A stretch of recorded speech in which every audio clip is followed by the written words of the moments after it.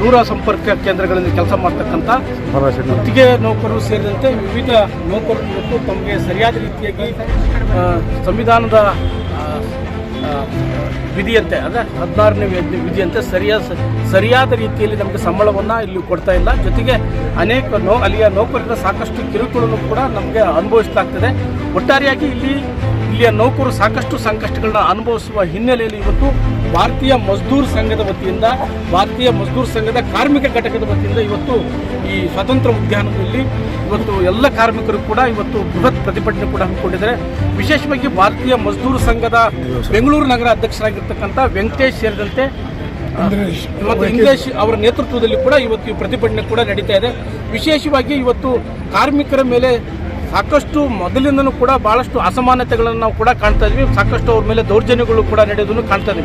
ಈ ಹಿನ್ನೆಲೆಯಲ್ಲಿ ಇವತ್ತು ಭಾರತೀಯ ಮಜ್ದೂರ್ ಸಂಘದ ವತಿಯಿಂದ ಭಾಳ ದೊಡ್ಡ ಮಟ್ಟದ ಒಂದು ಪ್ರತಿಭಟನೆಯನ್ನು ಕೂಡ ಹಮ್ಮಿಕೊಳ್ಳಲಾಗಿದ್ದು, ಕಾರ್ಮಿಕರಿಗೆ ಆಗ್ತಕ್ಕಂಥ ಅನ್ಯಾಯವನ್ನು ತಡೆಗಟ್ಟಬೇಕು, ಇಲ್ಲವಾದ ನಾವು ಭಾಳ ದೊಡ್ಡ ಮಟ್ಟದಲ್ಲಿ ಹೋರಾಟ ನಡೆಸ್ತಕ್ಕಂಥ ಮಾತನ್ನು ಕೂಡ ಭಾರತೀಯ ಮಜ್ದೂರ್ ಸಂಘದ ಬೆಂಗಳೂರು ನಗರ ಘಟಕ ಅಧ್ಯಕ್ಷರಾಗಿದ್ದ ವೆಂಕಟೇಶ್ ಅವರು ಮತ್ತು ಇಂದ್ರೇಶ್ ಅವರು ಕೂಡ ಕರೆ ನೀಡಿದ್ದಾರೆ.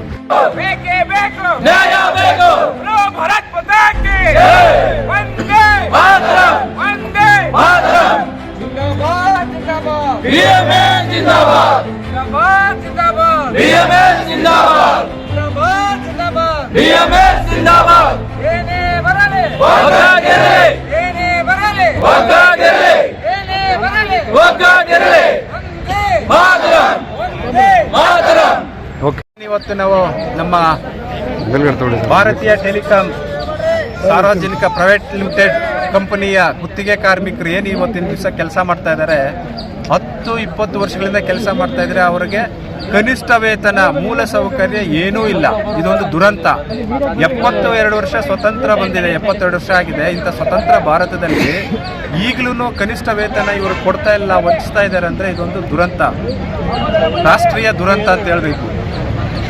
ಇವತ್ತಿನ ದಿವಸ ಅದರದೇ ಆದ ಮಿನಿಮಮ್ ವೇಜಸ್ ಬೋರ್ಡ್ ಇದ್ದಾವೆ, ES ಇದ್ದಾವೆ, ಮೂಲ ಸೌಕರ್ಯ ಇಲ್ಲ. ಈಗ ಇವರಿಗೆ ಕೊಡೋ ವೇತನ 15ರಿಂದ 16 ಸಾವಿರ ರೂಪಾಯಿ ಸಂಬಳ, 10 ವರ್ಷ ದುಡಿಮೆ ಮಾಡ್ಕೊಂಡಿದ್ದಾರೆ.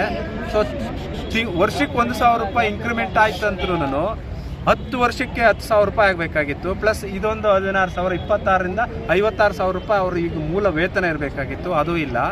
ಇದನ್ನೆಲ್ಲನೂ ಎಲ್ಲಿ ಸೋರಿಕೆ ಆಗ್ತಾ ಇದೆ ಅನ್ನೋದನ್ನು BMS ಇನ್ನು ಮುಂದೆ ನಾವು ಕಂಡುಹಿಡಿತೀವಿ. ಯಾಕಂದರೆ ನಮ್ಮ ಜೊತೆ ರಾಷ್ಟ್ರೀಯ ಕಾರ್ಮಿಕ ಸಂಘಟನೆ ನಮ್ಮ ಜೊತೆ ಇವರು ಬಂದಿದ್ದಾರೆ. ಇವತ್ತು ನಾನು ಇವ್ರಿಗೆಲ್ಲರಿಗೂ ಸ್ವಾಗತ ಬಯಸ್ತೀನಿ. ಯಾಕಂದರೆ ಇಡೀ ದೇಶದಲ್ಲಿ ಕಾರ್ಮಿಕರ ಪರವಾಗಿ, ಕಾರ್ಮಿಕರಿಗೋಸ್ಕರ, ಕಾರ್ಮಿಕರಿಗೆ ಧ್ವನಿ ಎತ್ತುವಂಥ ಸಂಘಟನೆ, ಏಕೈಕ ಸಂಘಟನೆ ಭಾರತೀಯ ಮಜ್ದೂರ್ ಸಂಘ ಅದು. ಸೊ ಇಂಥ ಹಲವಾರು ಪ್ರತಿಭಟನೆಗಳೆಲ್ಲ ತಾವು ತಮ್ಮ ಮಾಧ್ಯಮಗಳಲ್ಲಿ ಬಿತ್ತರಿಸಿದ್ದೀರಾ, ಮತ್ತು ದೃಶ್ಯ ಮಾಧ್ಯಮದಲ್ಲೂ ಬಿತ್ತರಿಸಿದ್ದೀರಾ. ನಾನು ನಿಮ್ಗೆಲ್ರಿಗೂ ವಂದಿಸ್ತೀನಿ. ಸೊ ಇವತ್ತಿನ ದಿವಸ ಏನು ಇದನ್ನು ಸ್ವಲ್ಪ ಬೇರೆ ವಿಚಾರಕ್ಕಿಂತ ಈ ವಿಚಾರಕ್ಕೆ ತಾವು ಒತ್ತು ಕೊಟ್ಟು ಯಾರು ಸಂಬಂಧಪಟ್ಟ ಕಂಪನಿ ಮಾಲೀಕರಿಗೆ ಇದು ಮುಟ್ಟೋ ತನಕ ತಮ್ಮ ಬೇಡಿಕೆಗಳು ಏನಿದೆ ಅದನ್ನೆಲ್ಲ ನಿಮ್ಮ ಮುಖಾಂತರ ಇವರಿಗೆ ಕೊಡಬೇಕು ಅಂತ. ದಾವಣಗೆರೆ CMP ಇಂದ ಮಾತಾಡ್ತಿರೋದ. ನಾವು ನಮಗೆ ನ್ಯಾಯ ಬೇಕು, ನಮ್ಗೆ ಇಷ್ಟವಾದ ಟೈಮಿಂಗ್ಸ್ ಡ್ಯೂಟಿ ಬೇಕು, ಮತ್ತು ನಮಗೆ ESI PF ಎಲ್ಲ ನೀಟಾಗಿ ಬೇಕು ಅಂತ ಕೇಳಿದ್ದಕ್ಕೆ, ಸ್ಯಾಲ್ರಿ ಜಾಸ್ತಿ ಮಾಡಿರಿ ಅಂತ ಕೇಳಿದ್ದಕ್ಕೆ, ಅಂದರೆ ನಾವು ಸ್ಟ್ರೈಕಿಗೆ ಮುಂದಾಳತ್ವ ವಹಿಸಿದ್ದಕ್ಕೆ ನಮ್ಮನ್ನು ಟರ್ಮಿನೇಟ್ ಮಾಡಿದ್ದಾರೆ ಸರ್. ಏಕಾಏಕಿ ಏನು ನಮಗೇನು ಇನ್ಫಾರ್ಮೇಷನೇ ಕೊಟ್ಟಿಲ್ಲ, ಅವರು ಡೈರೆಕ್ಟಾಗಿ ಟರ್ಮಿನೇಟ್ ಮಾಡಿದ್ದಾರೆ. ಅದರಿಂದ ನಮ್ಗೆ ಭಾಳ ಅನ್ಯಾಯ ಆಗಿದೆ.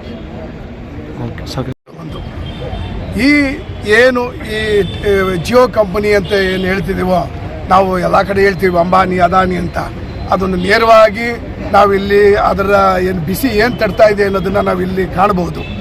ಜಿಯೋ ಕಂಪನಿಯವರು ಅವರ ನೆಟ್ವರ್ಕನ್ನು ಮೇಂಟೈನ್ ಮಾಡಲಿಕ್ಕೆ ಮಹೀಂದ್ರ ಆ್ಯಂಡ್ ಮಹೀಂದ್ರ ಅನ್ನೋರು ಕೊಟ್ಟಿದ್ದಾರೆ. ಆ ಮಹೀಂದ್ರ ಆ್ಯಂಡ್ ಮಹೀಂದ್ರ ಅನ್ನೋರು KEK ಎಂಜಿನಿಯರಿಂಗ್ ಅಂತ ಕೊಟ್ಟಿದ್ದಾರೆ. ಅಂದರೆ 3 ಸ್ಟೇಜಲ್ಲಿ ಕೆಳಗಡೆ ಇಳಿದಿದೆ. ಅಂದರೆ ಅವರ ದುಡ್ಡಲ್ಲಿ ಒಂದಷ್ಟು ಸೋರಿಕೆ ಇಲ್ಲಾಗಿ ಅಲ್ಲಿಂದ ಇಲ್ಲಿ ಸೋರಿಕೆ ಆಗಿ ಕೊನೆಗೆ ಲಾಸ್ಟಲ್ಲಿ ಏನೋ ಒಂದು ಪೀನಟ್ಸ್ ಅಂತ ಇವ್ರಿಗೆ ಸಿಗ್ತಾ ಇದೆ ಅಷ್ಟೇ. ಈಗ ನಮ್ಮ ವೆಂಕಟೇಶ್ವರ ಅವರು ಯಾರೂ ಈ ಸಂಘಟನೆಗೆ ಇರೋಲ್ಲ ಅಂತ ಅನ್ನೋ ಮಾನಸಿಕತೆ ಕಿತ್ತಾಕಿದ್ರು. ಆದರೆ ನಾವು ಅವರಿಗೆ ಒಂದು ನ್ಯಾಯ ಕೊಡಿಸ್ತೀವಿ ಅಂತ ಒಂದು ಭರವಸೆ ಕೊಟ್ಟಿದ್ದೀವಿ. ಕಾನೂನಲ್ಲೂ ಅವಕಾಶವಿದೆ. ಎಷ್ಟೇ ಸರ್ಕಾರಗಳು ಏನೇ ಬದಲಾವಣೆ ಆಗಲಿ, ಬಟ್ ನಮ್ಮ ಕಾನೂನಿನ ಒಂದು ಸಿಸ್ಟಮ್ಮು ಭಾಳ ಸುಭದ್ರವಾಗಿದೆ. Even supreme court judgement labour ಪರ ಇರುವಂಥದ್ದು ಭಾಳ ಯಾವುದಾದ್ರೂ ಸರ್ಕಾರ ಇರಲಿ ಅವರು ಯಾವತ್ತೂ ಸಹ ಕಾರ್ಮಿಕರ ಪರವಾಗಿದೆ. ಆ ಒಂದು ನಿಟ್ಟಿನಲ್ಲಿ ನಾವು ಹೋರಾಟ ಮಾಡಬೇಕು ಅಂತ ಅಂದ್ಕೊಂಡಿದ್ದೀವಿ.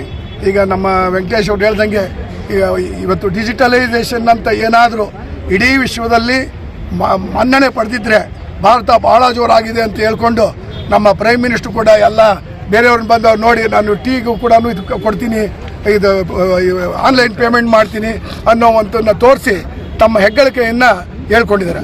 ಆ ಹೆಗ್ಗಳಿಕೆಗೆ ಮೂಲ ಕಾರಣಕರ್ತರು ಇದೇ ವರ್ಕರ್ಸು. ಇವ್ರಿಗೆ ಅನ್ಯಾಯ ಆದರೆ ಇಡೀ ಸಮಾಜಕ್ಕೆ ಅನ್ಯಾಯ ಆದಂಗೆ.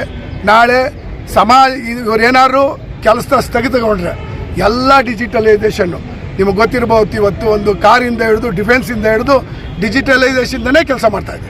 ಆ ಡಿಜಿಟಲೈಸೇಷನ್ನು ಕೆಲವೇ ಕ್ಷಣಗಳು ನಿಂತೋದ್ರೂ ಸಹ ಅಪಾರವಾದ ನಷ್ಟ ಸರ್ಕಾರಕ್ಕಾಗುತ್ತೆ, ಬರೀ ಜೀವಗಲ್ಲ, ನೇರವಾಗಿ ಸರ್ಕಾರಗಳಿಗಾಗುತ್ತೆ. ಆ ನಿಟ್ಟಿನಲ್ಲಿ ನಾನು ತಮ್ಮಲ್ಲಿ ಮಾಧ್ಯಮದವ್ರಿಗೆ ಮನವಿ ಮಾಡ್ಕೊಳ್ಳೋದೇನೆಂದರೆ ದಯವಿಟ್ಟು ಇದನ್ನು ಆದ್ಯತೆ ಮೇರೆಗೆ ನೀವು ಇದನ್ನು ಒಂದು ಪ್ರಚಾರ ಕೊಟ್ಟು ಇವ್ರಿಗಾಗಿರುವಂಥ ಅನ್ಯಾಯನ ಸರಿಪಡಿಸಬೇಕು.